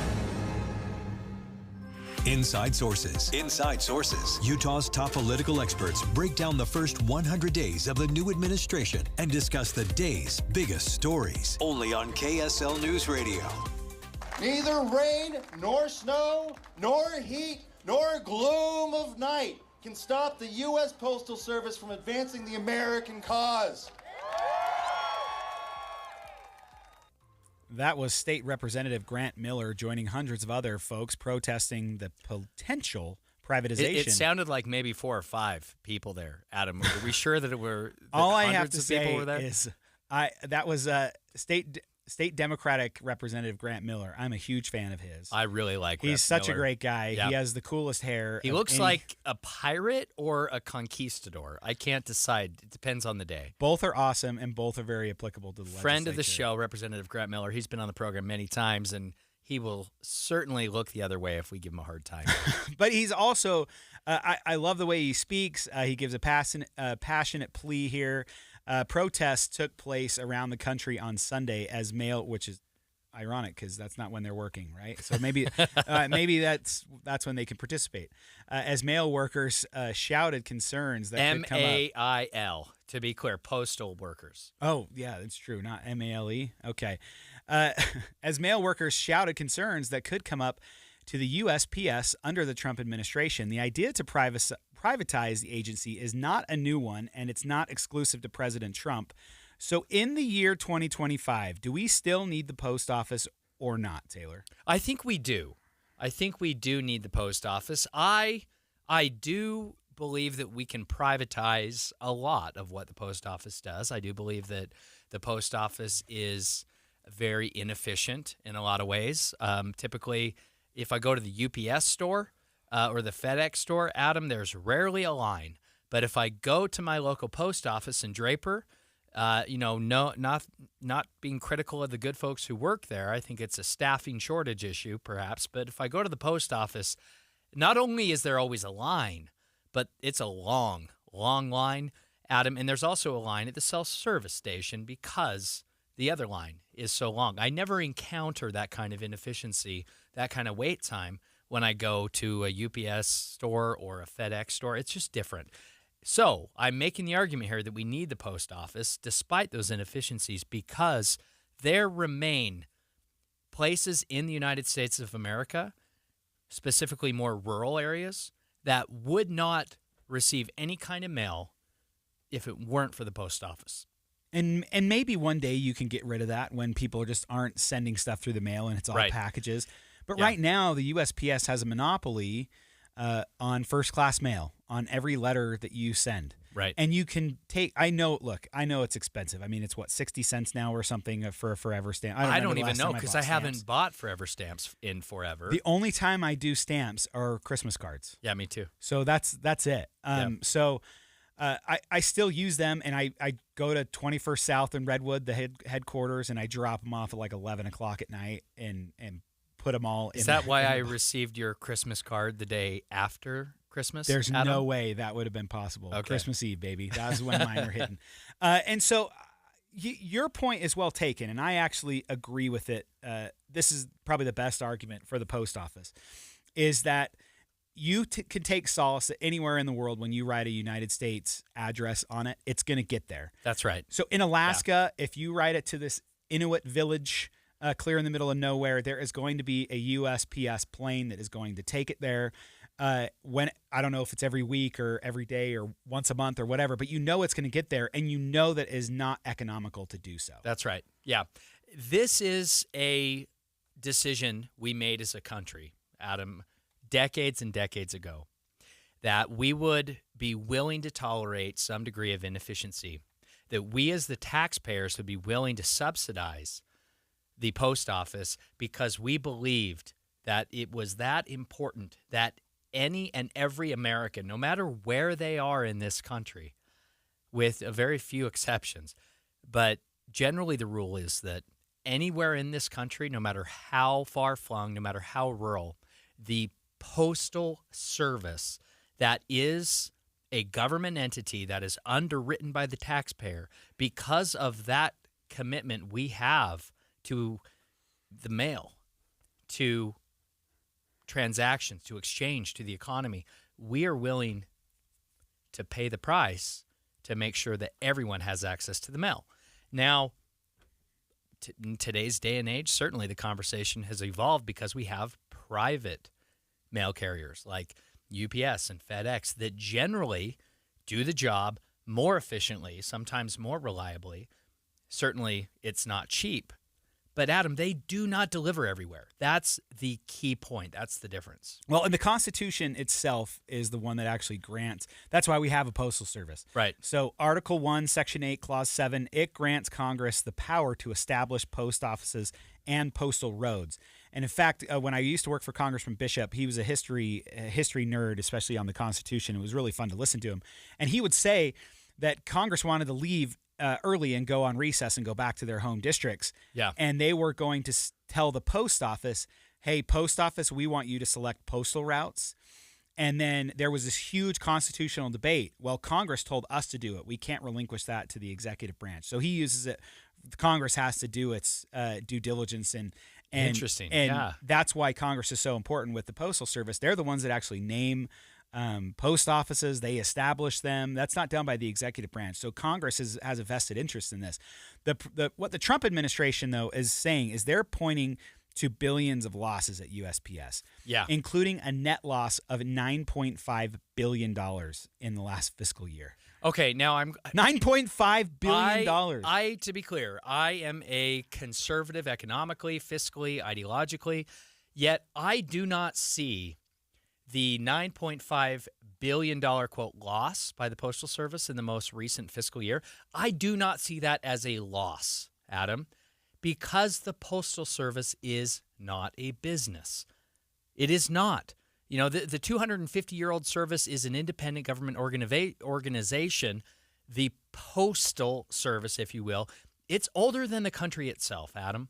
And this service is guaranteed, as you pointed out, by the Constitution. So the way I see this is the Postal Service is not running a $9.5 billion loss in the last fiscal year. Instead, we as a country paid $9.5 billion to ensure that all Americans have access to the mail. It's not a loss. It is a taxpayer expenditure.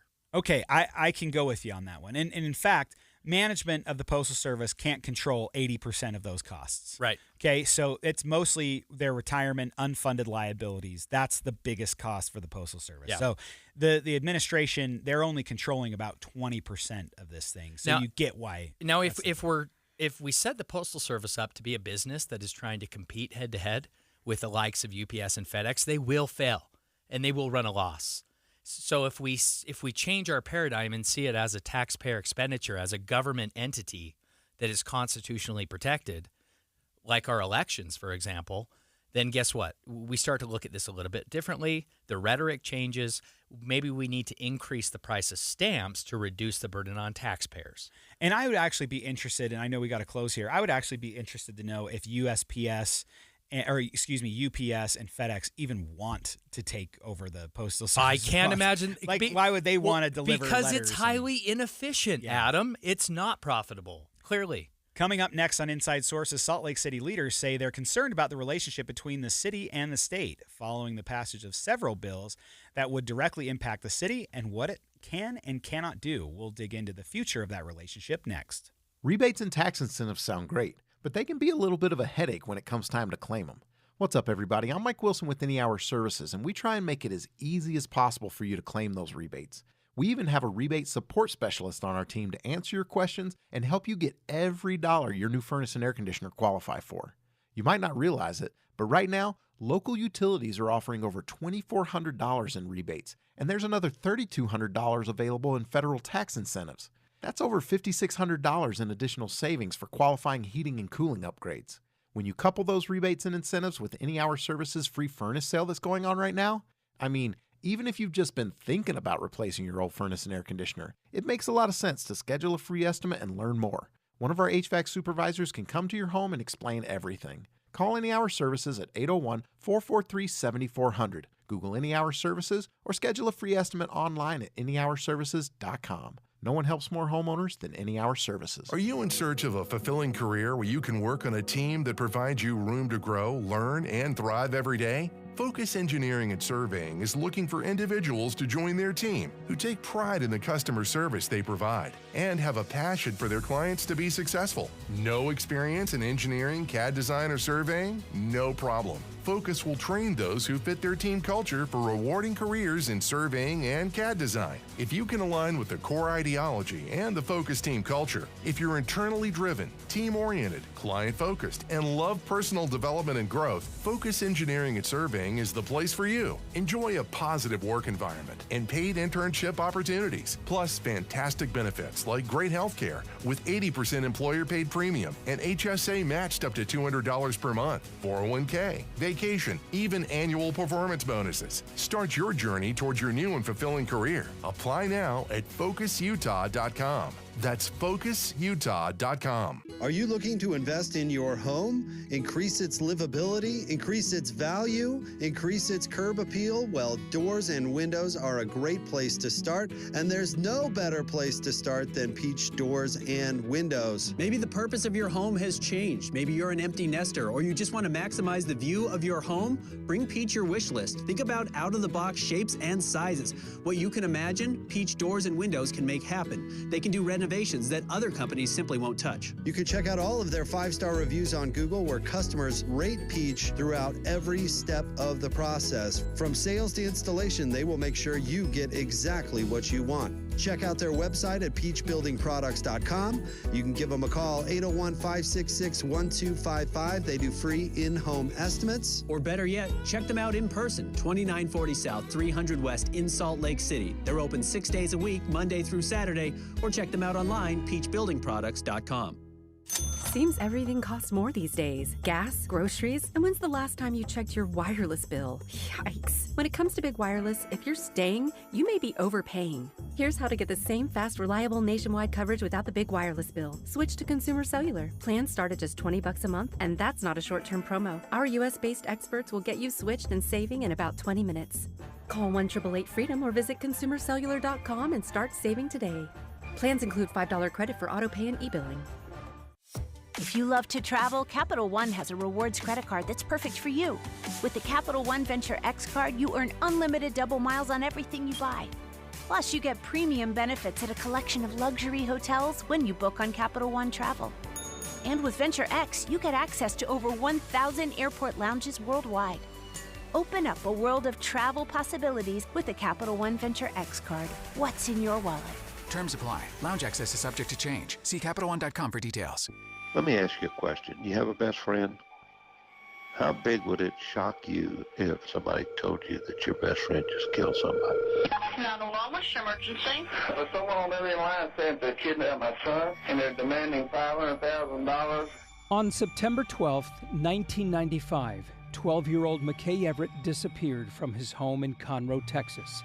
It was a crime that shocked the community because the suspect was so unlikely, so unexpected. Former high-ranking police official, he'd run for sheriff at one point. Law enforcement personnel were pretty much split down the middle over whether or not he actually did this. And to this day, McKay's mother, Paulette, still feels that justice was never truly served.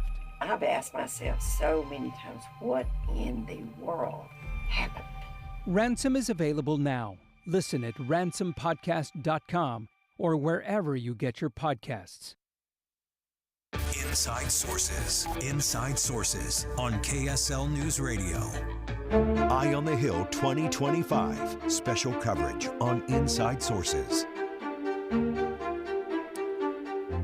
The political dynamic, the difference between Utah's conservative state legislature and the liberal Salt Lake City mayor and city council, that political battle, Adam, was on display during the 2025 general session. Not only the last night of the session, which we'll get to, but throughout the session, we saw a number of bills considered, some passed by the Utah State Legislature, that were directly targeted at Salt Lake City, Salt Lake City's political leadership, Salt Lake City residents. City leaders say those bills intended to take control away from Salt Lake City. And now, today, Salt Lake City Mayor Erin Mendenhall says she's, quote, deeply concerned. Welcome back to Inside Sources. This is Taylor Morgan with Adam Gardner. Adam, throughout the session, we saw a lot of drama unfold when it came to several bills that were claimed to be targeting Salt Lake City. Now, I'm not aware, and you can correct me if I'm missing something here, please, but I'm not aware of any instance in which a conservative state lawmaker directly acknowledged that their bill was targeted to Salt Lake City. The only one I can think of was HB 465.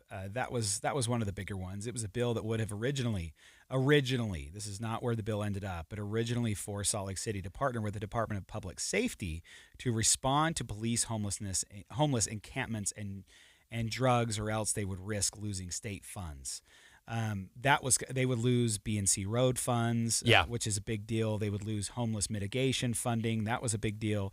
It originally applied to all cities of the first class. And if you didn't know, listeners, every city is broken up into a certain class of city. Right. So a city of the first class is based mostly on population.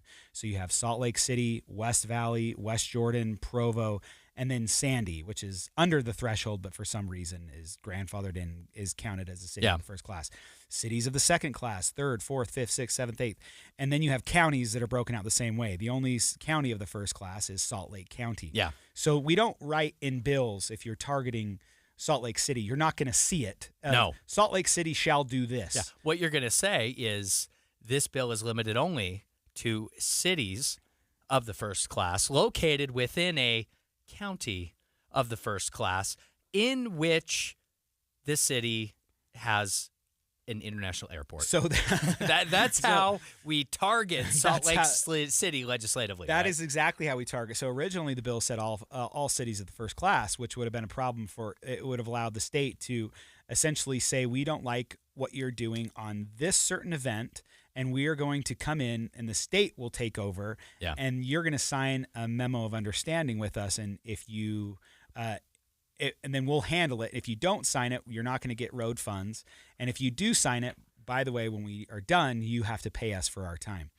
And so it was really contentious. I think it was to force a lot of changes in Salt Lake City, and we saw those changes happen. During the session, the police chief Brown stepped down, and Chief Red was hired. Yeah. Chief Red's awesome. And I thought it was a great move by the mayor. And so we'll see how that plays out. But then after that change was made, the bill was softened significantly. Yeah, substituted. It was softened. And the way that they wrote it, to your point, which I do think is kind of funny, is they said that a city of the first class that is also a capital city of a county of the first class. Yeah, there you go. So that nails it. That really limits that's Salt Lake City, the number of cities that which bill I thought could was apply good. to. Yeah. And then you had SB 195, which is an omnibus transportation bill by Senator Harper. That gets run every single year, but in the last week that got substituted. That said, hey, anything that Salt Lake does that impedes traffic at all, your green loop, if you're going to do road construction, anything that might increase traffic, the state has to approve. Well, and there's been a lot of frustration in the lead up to that bill with what Salt Lake City has been doing with road construction and road changes downtown over the last year. Adam, a lot of the lanes, because we're taking cars off the road, disappeared. Yeah. Salt Lake City is now taking the position, not that I agree with this, but arguing what I heard from a lot of more conservative lawmakers on the Hill this session. They were frustrated with Salt Lake City implementing these huge bus lanes on surface streets, also bike lanes, eliminating 2 or 3 lanes for vehicles. And, in their eyes, that was causing a lot of congestion downtown. And, Adam, when you're a lawmaker and maybe you're from, Panguitch or Cedar City or whatnot, not calling out anyone in particular, but when you're staying at the Little America Hotel during for the session, 45 days during the session, and now suddenly you're having to drive every morning during rush hour from your hotel downtown up to the Capitol, suddenly you become very aware of the congestion in downtown Salt Lake City. I think certainly that had a small part to play in this. And the state's giving large incentives to like Smith Entertainment Group and to Salt Lake City and creating these entertainment districts. And they're saying, that's right. We're trying to keep everything downtown, but it's really hard to do. And we're trying to incentivize Utahns coming downtown. We're trying to revitalize downtown. And are you kidding me? You're taking away all the lanes, and instead you're going to carve out half of our surface streets for bike lanes and buses. And I'll tell you what, Adam, you don't see a lot of people riding bikes in those lanes in early February, do you? No. In fact, my office was right outside one, and it's the construction lasted for like a year, so it was a really long time. Salt Lake City Mayor Erin Mendenhall, she hosted a roundtable where she spoke about a lot of these bills, and she said that these were some of these actions were punitive. It was lawmakers' effort to expand their power and control over Salt Lake. She called it the good, the bad, and the ugly. And she also said that she was left feeling deeply concerned about the tenor that came from from Utah's Capitol Hill. Representative Schultz, Speaker Schultz, and President Stuart Adams, they responded. They both issued statements. And they said, "We appreciate working with Mayor Mendenhall and all local leaders as we craft policies that serve our state and capital city's best interests. While there may be differences of opinion on certain issues, our goal remains to ensure that legislation supports the long-term success, safety, and well-being of all Utahns throughout the legislative process. We welcome input from stakeholders across the state and remain committed to open dialogue and collaboration." So it is very true that there are differences of opinion that come on this. There's some that this article that mentions from Utah News Dispatch where they say that these are bills targeting Salt Lake City. I don't know if all of them are. One of them that they mention is HB 77, sponsored by Representative Trevor Lee, which prohibits many flags, including LGBTQ flags or pride flags, from being displayed not just in school classrooms, but also in all government buildings. So they're saying that targets Salt Lake City. I don't understand how it targets Salt Lake City, Adam. I think Mayor Mendenhall wishes, she would love to be the target and position herself and her city as the target against. And the city puts up the pride flag every month. The city loves the this transgender flag. The city intentionally picks this political fight every year during the session. And not to go too strong on this, but in my opinion, politically, Mayor Mendenhall loves this fight. She leans into this fight. She picks this fight. Adam, what did we see the Salt Lake City and County building do the last Friday night of the session after House Bill 77 passed? What did Salt Lake City do? They lit up the building with the pride flag. Yeah. So they didn't put it on a flag pole. but they lit up the building like a rainbow. And so next year, when the legislature bans the usage of lights to display certain political flags, you will know where that started. Luminescence in a city of the first class. And that's probably what we're going to see. And we saw that posted all over social media that, hey, we're proud of our city. We're leaning into this. Yeah. And so you're right. I think politically, in a Democratic, very left-leaning city, that plays great. Yeah. And that's a political gift in a way for Mayor Mendenhall, that she constantly has the conservative Republican boogeyman of the legislature that can be perceived to be going after Salt Lake City every year, and she can stand up and defend and represent her constituents who are going to just be more likely to be liberal and Democrats. So it is a political battle that has waged for decades, Adam, and it is not ending anytime soon because, frankly, the politics benefit both sides. So coming up next here on Inside Sources, the White House is opening up the annual Easter egg roll to corporate sponsors. Now, the Easter egg roll has been privately funded in the past, but never before has it been opened up for corporate sponsorship. We're going to talk about that after the break. Good afternoon, 2:30 at KSL News Radio. I'm Jeff Kaplan. KSL's top local story this hour, there's increased talk about potentially privatizing the U.S. Postal Service. Utah State Senator Nate Bluin has his concerns. I think if you move in that direction, you're going to see just absolutely exorbitant rates starting to get charged for some of these rural customers and things of that nature. Bluin, a Democrat, tells Dave and Dujanovic moving to a highly regulated model like a utility could be an option. He says a government agency could guarantee a set rate, although working out the efficiency of that model may take time. Our top national story this hour from ABC News. The U.S. is meeting with a Russian and Ukrainian delegation today about a ceasefire deal. State Department spokesperson Tammy Bruce says progress is being made with both sides. Until there is a ceasefire, a full ceasefire, that's when, as the president has noted, and certainly the secretary, that until there's a ceasefire, that's when we can then discuss the differences in what proceeds after that when it comes to an enduring peace. During the talks, Russia launched a series of strikes in Ukraine, with the latest one injuring at least 88 people. Your money at this moment on Wall Street. The Dow is up 615 points today. And coming up, not just warmer weather, no, hot weather is coming your way. KSL forecast is on the way next. It's 2:32. Mornings are for recharging. And they're for starting your day right. We volunteer to join you in the car. Get news and weather at 102.7 FM during the most important part of your day. Andy and Amanda, each morning between 5 and 9 on KSL News Radio. This Friday, join KSL News Radio and NPS from 10 to 1 as the movie show stops by. Then, browse and uncover what makes NPS so great. With 4 locations, NPS takes a new inventory every day. Then, they check all competitors' retail pricing before marking items down 20 to 70% off. You're invited to visit the movie show this Friday from 10 to 1. And that's the first step to discovering NPS. Visit npsstore.com to begin your own NPS adventure. npsstore.com. Do you currently use a CPAP machine to treat sleep apnea? Are you looking for a smaller, more comfortable solution? Consider a custom-fitted oral appliance from Sound Sleep Medical. In many cases, these appliances can be as effective as CPAP, and oral appliances are usually covered by insurance or Medicare. To make an appointment or to learn more, call Sound Sleep Medical at 801-285-9731. That's 801-285-9731, or visit soundsleepmedical.com. How does a soccer club, born in an unlikely place, Utah?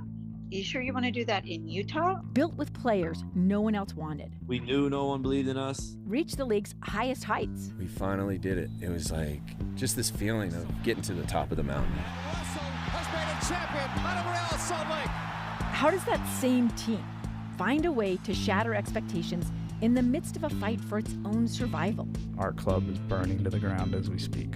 I'm Amy Donaldson, and in a new podcast, Making of a Moment, the RSL story, we take a closer look at one of those iconic sports moments Soccer is a crazy game, and we saw it firsthand tonight. and unravel how knowing the truth of these moments can transform what they mean. I just kind of got chills right now thinking about it. Making of a Moment, the RSL story, is available now. Follow us at makingamomentpod.com or wherever you get your podcasts.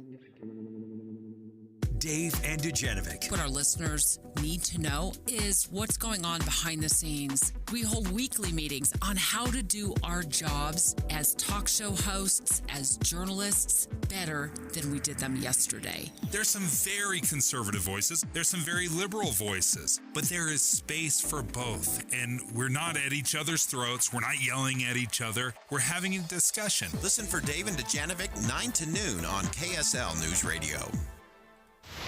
Traffic and weather together brought to you by Mountain America's low-rate auto loans. Here's Ricky Meese. A crash in Sandy. Northbound I-15 is now out of traffic. This is just before 90th South, but it did cause some delays. We also have a gas line that has been hit in Centerville at 4th West and Parish Lane. All directions at that intersection are now closed, and a crash downtown blocking traffic 4th East and Main. Our 100th spring is right around the corner, and Murdoch Chevrolet can help you take those curves in style. Right now, receive 5.9% for 84 months on the new heavy-duty Silverados. Ricky Meese in the KSL Traffic Center. The KSL forecast, we're living the dream. 72 for tomorrow, 79 degrees on Wednesday. You can expect the same on Thursday. Right now, 63 under a blue sky. I'm Jeff Kaplan from the KSL Common Spirit Health Studios. Listen online at kslnewsradio.com. This is Utah's news, traffic, and weather station. Inside Sources. Inside Sources. Utah's top political experts break down the first 100 days of the new administration and discuss the day's biggest stories. Only on KSL News Radio. Critics of President Trump are sounding alarms over a recent call from the White House asking for corporate donations to sponsor the annual Easter egg roll. The event has largely been funded by private donors since its inception in 1878, but there's 1878? Well, that's why it's so kind of outdated. I mean, literally, it's an Easter egg roll. They paint these Easter eggs, and then they have these giant.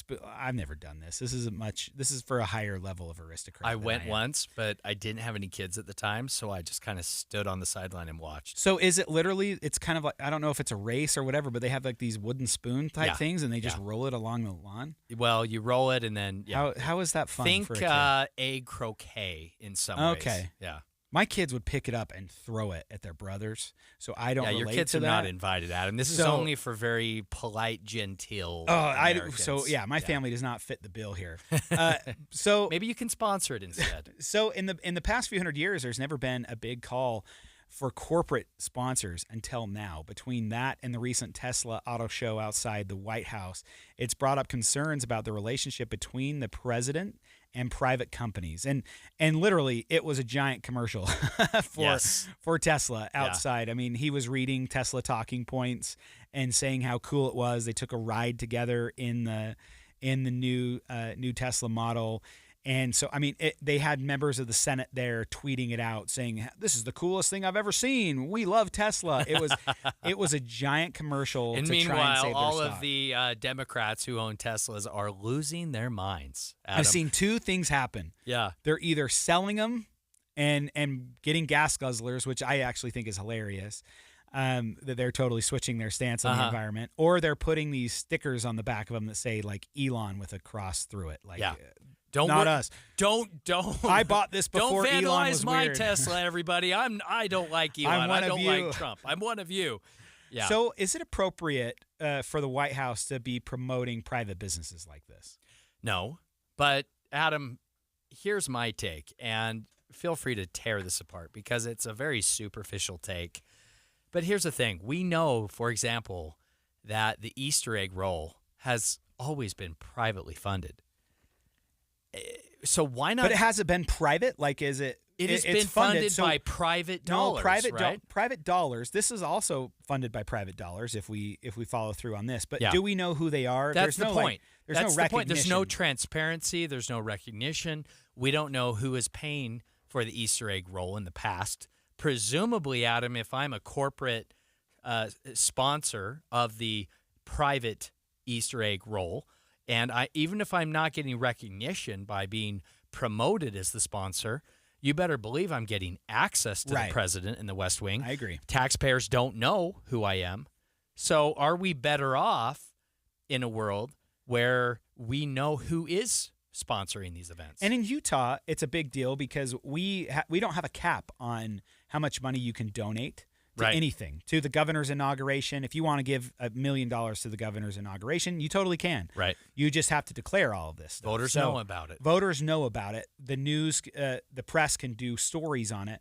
And during the Obama administration, he signed an executive order that said that any donors or anyone with a contract with the federal government that makes a donation to anything involving me or the White House has to disclose that. Right.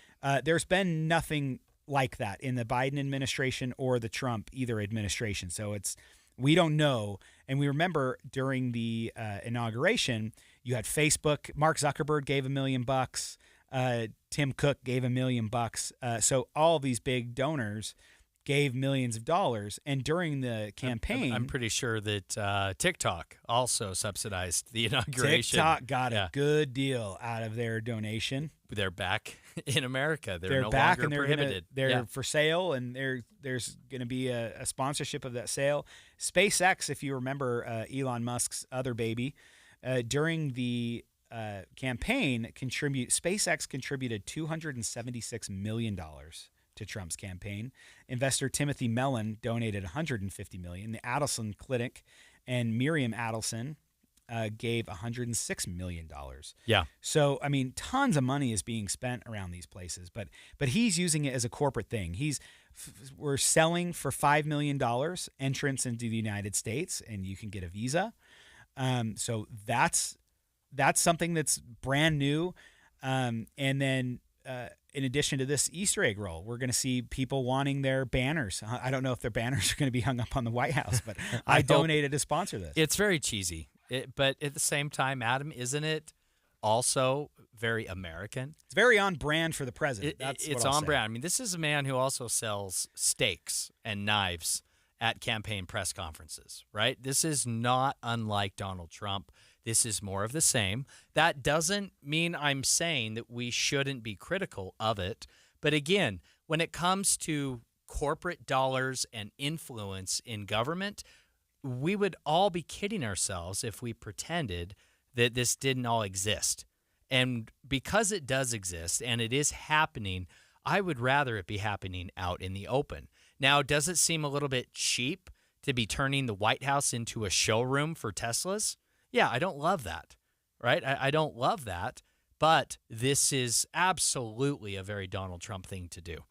I think we have to pick and choose our battles when it comes to criticizing the president. Adam and I believe we have bigger fish to fry. Bigger eggs to fry. Bigger eggs to fry. The sponsorships offered, they range from $75,000 to $200,000 with the promise of logo and branding opportunities, according to a 9-page document sent to potential sponsors and obtained by CNN. This is a private thing. It's private donors. I don't get terribly concerned about this type of stuff because we've done it for so long. It's usually been done by like the American Egg Board. See, they I like donate that. all the cute. eggs. That's great. All the money raised from the event goes to the White House Historical Association. Yeah. And when you become president, you don't get to use taxpayer money to fix up everything you want in the White House to make it look like you want it to. The taxpayers aren't paying for that. So if you want to redo the Oval Office, you have to raise the money. Those are private dollars. That's all private dollars. And you better believe that is an access point for companies. It Absolutely. Always has been. And I would much rather that be out in the open. We heard from Richard Painter, one of the critics of President Trump, given what has happened with Elon Musk and the Teslas and now the Easter egg roll. Richard Painter was the White House ethics chief under President George W. Bush. He said it's unprecedented. Quote, "I've never seen the United States government promote a particular company," end quote. Come on, Richard. Really? I guess I struggle with those who are clutching their pearls over this because I know a couple things to be true, Adam. Number one is there was not nearly enough transparency over private and corporate dollars in the George W. Bush White House. I was in D.C. at the time working for Congress. I knew a lot.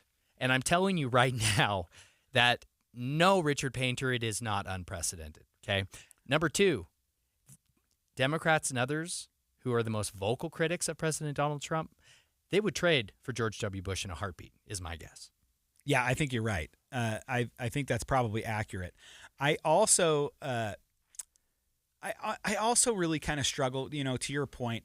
I really do struggle that this event just isn't a big deal. It's not a big deal. It would be a huge deal if they were offering sponsorships on this event and then pocketing the money. Right. I would have a huge, like, if this is not going to the White House Historical Association, then that is mega against the law. Veto that in a second. We know these eggs are not cheap, Adam.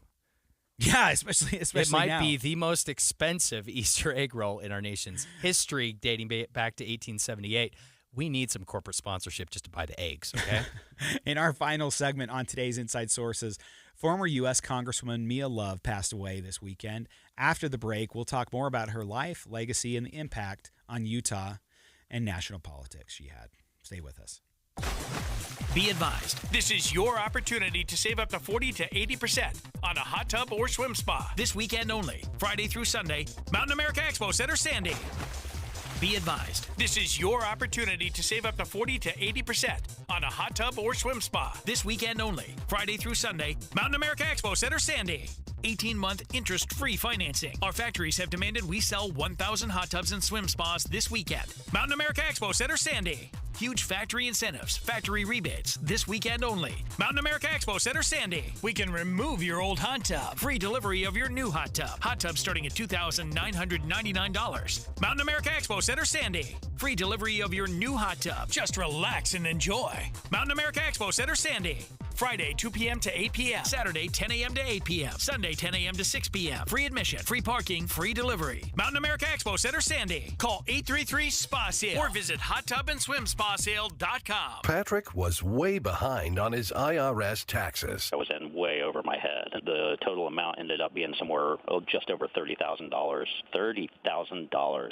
Then the IRS came to collect. Started getting letter after letter. A lien had been filed against me. They were going to basically hang me completely out to dry. He had to do something. That's when I reached out to Optima Tax Relief. Patrick's life quickly got a lot easier. It was very easy, pretty much hands off. They picked up the ball and ran with it. And how'd it go? I couldn't believe it. I had to ask 2 or 3 times. I saved an incredible amount of money. How does Patrick feel about Optima? Couldn't be happier. They definitely helped me. Optima Tax Relief, the best place to call. They're the best in the business. Do what Patrick did and call Optima Tax Relief for a free consultation. Call 800-343-6460. 800-343-6460. 800-343-6460. Optima Tax Relief.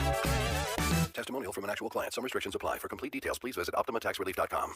Seems everything costs more these days. Gas, groceries, and when's the last time you checked your wireless bill? Yikes. When it comes to big wireless, if you're staying, you may be overpaying. Here's how to get the same fast, reliable nationwide coverage without the big wireless bill. Switch to Consumer Cellular. Plans start at just $20 a month, and that's not a short-term promo. Our U.S.-based experts will get you switched and saving in about 20 minutes. Call 1-888-FREEDOM or visit ConsumerCellular.com and start saving today. Plans include $5 credit for autopay and e-billing. Progressive knows there are some surprisingly expensive things in life, like frames. Because you found a classic 70s concert poster. But when you went to get it framed, you realized the frame will cost about 4 times the amount of the poster. Which is actually absurd because no one will be looking at the frame, and if they are, then you severely overestimated how cool this poster is. But then you remember by switching your home and auto to Progressive, you could save hundreds and put it towards a classic 70s concert poster in an absurdly overpriced frame. Progressive Casualty Insurance Company, affiliates, and other insurers. Not available in all states. This Friday, join KSL News Radio and NPS from 10 to 1 as the movie show stops by. Then, browse and uncover what makes NPS so great. With 4 locations, NPS takes a new inventory every day. Then, they check all competitors' retail pricing before marking items down 20 to 70% off. You're invited to visit the movie show this Friday from 10 to 1. And that's the first step to discovering NPS. Visit NPSstore.com to begin your own NPS adventure. NPSstore.com. Troy, I think it's high time we pull the plug on winter and start this spring camping season off with a bang. Couldn't agree more. And the best way to get a jump start on spring is in an RV. Precisely. Now, if only there was a way to extend show deals on said RVs so people could could really take advantage. Do you know of anyone who could possibly, hypothetically, do such a thing? I know a guy. I thought you might. Get into Bish's RV to get last chance show pricing on all RVs. We're talking travel trailers starting under $129 per month on approved credit. Clearance pricing on all remaining new in stock 2024s. No payments until June OAC. And a free 1-year RV Fix membership with every RV purchase. Your fast track to RV service repairs. And at Bish's, you'll always skip all the hidden freight and prep fees you get with other dealers. It's your last chance to start camping season early with the best show pricing deals around. Only at Bish's RV of Salt Lake and American Fork, where memories begin. Based on approved credit, 20% down, 8.99% APR for 180 months. Stock number 89911-81734. Subject to prior sale. See dealer for details. Common Spirit Health. Hospitals, clinics, and caregivers all connected to advance healthcare in Colorado, Kansas, and Utah. Healthcare with human kindness is here. Hello, human kindness. The average text takes your eyes off the road for about 5 seconds. At highway speeds, that's enough time to travel the length of a football field. Stop texts, stopwrecks.org. Brought to you by the National Highway Traffic Safety Administration and the Ad Council. Inside Sources. Inside Sources on KSL News Radio. Following a 3-year battle with an aggressive form of brain cancer, former United States Representative and Mayor of Saratoga Springs, Mia Love, passed away yesterday. She was 49. A child of immigrant parents, she made quite the name for herself in politics. In fact, she was the very first Black Republican woman to ever serve in the United States House of Representatives. She touched the lives of many, including our own hosts. And I want to play a soundbite that was from Utah County Commissioner Amelia Powers Gardner as she spoke to Dave and Dujanovic this morning about the inspiration that Mia Love was to her. She was a riot and a hoot. Just a pleasure to be around. But she also deserves the title of mentor and of inspiration.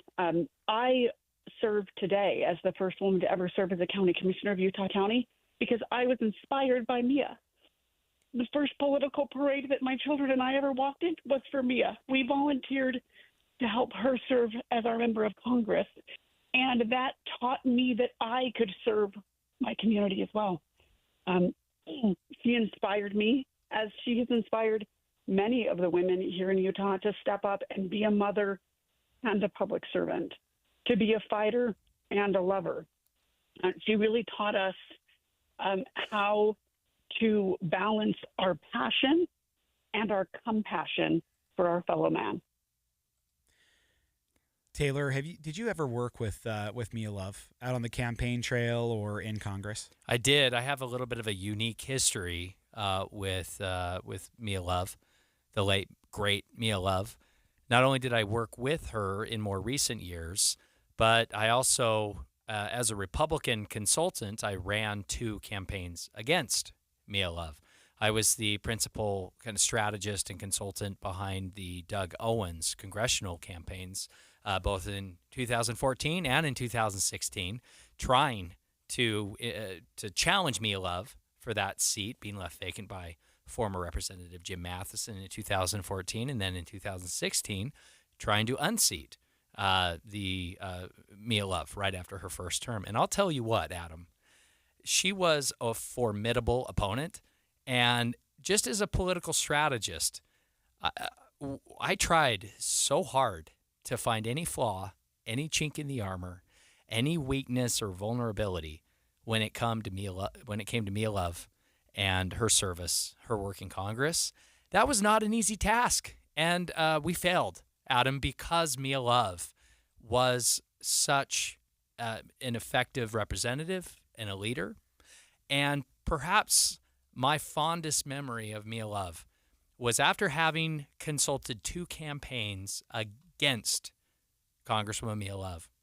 She had no ill will toward me, toward my candidate. She was gracious and magnanimous in victory. Not all politicians are, Adam, maybe as you know. It is easy to be vindictive and mean and vengeful against those who try to take away your job and your position. And she was never that. She was gracious, she was kind, and we developed a friendship and a professional relationship even after those campaigns. And I'm grateful. I always will be grateful for that because she had no reason to give me the time of day, but she was so kind and so professional. I think I had a little bit of a different situation. I was in favor of Mia Love when she was running in all of her congressional runs. I was working with Congressman Rob Bishop at the time from Utah's 1st Congressional District, and so we helped out on Mia's campaign quite a bit. We did joint appearances with her. I remember Senator Romney run for president of the United States. He was in town a lot to help Mia Love and make sure she won this seat, and it was a really fun time. She was great, and like you said, she was really gracious. She where I thought she excelled, she could give a big rah-rah speech at a convention, at a political rally. She had it down pat. She came off as very authentic, but like one-on-one, she was great. She treated everybody kind of like their friend, and I really appreciated that. I had a lot of friends that were working on the campaign. Matt Holton, who's a lobbyist in town, was her campaign manager. Brian Summers, her comms director. Boyd Matheson worked on her campaign, doing some speech writing and some op-ed type of stuff. As you know, worked for KSL News Radio. And when I became a candidate in 2016, she was running for re-election. That was the year, I think it was the year she lost to Ben McAdams, who was Salt Lake County mayor. 2018, yeah. 2018. And so this was 2016 when she had run the first time. And 2014. She ran in 2014. She started in 2014 and then won re-election in 2016. Okay, so this would have been her first re-election when I was running for office. And so we would do joint mailers together to make sure all of our bases got out and voted for the other Republicans. And so we shared campaigning in each other's districts and helping each other out, which was really cool and unique time. In fact, when she ran, you remember, she was not the favored candidate in that race. That's right, yeah. Carl Wimmer, who was a representative in Harriman, I think Representative Candice Perucci has that seat now, and Steve Stanstrom. Two names you don't really hear in politics. Wasn't John Dougal also in the mix back then, perhaps? I don't know. I don't think so in that race. But it was interesting that the names they were the front runners. They were supposed to win. Yeah. They had all the endorsements, and they lost to Mia Love. I remember being at that convention. She gave a great campaign speech. She was behind, and then she came back and she actually won. And then she became the first Black Republican woman ever. Yeah. To serve, and that was from the state of Utah. I remember in that 2014 election consulting the Doug Owens campaign, one of the key lines of attack that we pursued as a campaign going after Mia Love was trying to be critical of her position on the U.S. Department of Education, trying to paint her as an extremist and a radical because she took this position of wanting to trim down and reduce the scope, scale, power, spending of the U.S. Department of Education. Which I would say is the standard Republican. Fast forward to today.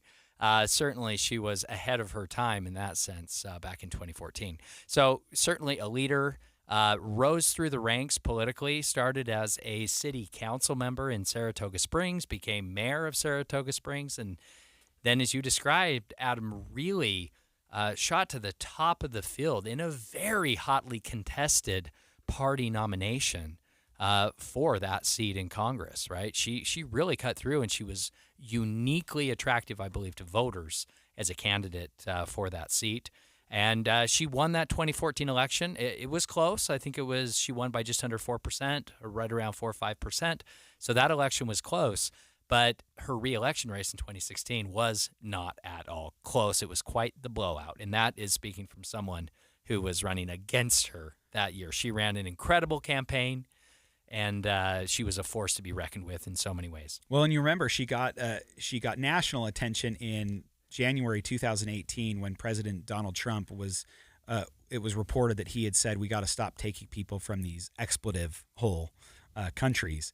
And it was talking about Haiti. That's what he referred to Haiti as. And she really stood up to that. She snapped back. She said, I've been a Republican longer than he has. She also called on him to apologize. She said, the president's comments are unkind, divisive, elitist, and fly in the face of our nation's values. This behavior is unacceptable from the leader of our nation, she said at the time. She spoke, as she often did, of her parents who became U.S. citizens.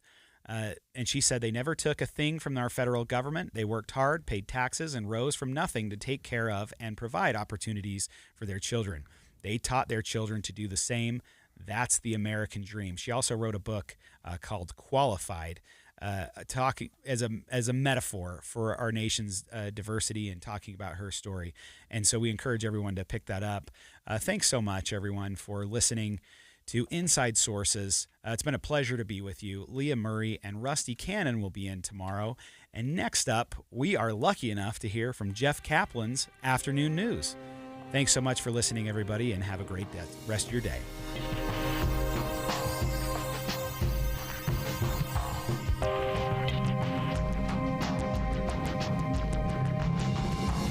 KSL FM Midvale. KSL Salt Lake City. From the KSL Common Spirit Health Studios, this is KSL News Radio. Utah's news, traffic, and weather station.